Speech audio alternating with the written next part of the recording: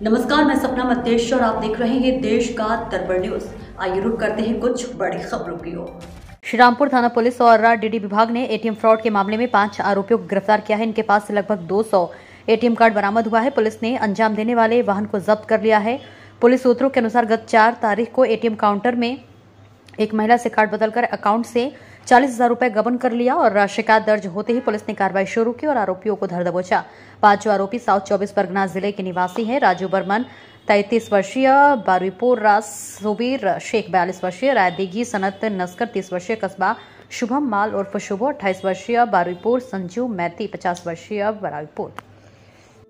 গত 4 মার্চ শ্রীরামপুর মাহেশ এলাকার মঞ্জু মন্ডল এটিএম এ টাকা তুলতে যায়। সেই সময় এক দুষ্কৃতী তার কাছ থেকে এটিএম কার্ডটি বদল করে নেয়। পরবর্তীকালে তার যে সাঙ্গপাঙ্গ তারা ওই এটিএম কার্ড ইউজ করে 40,000 টাকা তুলে নেয়।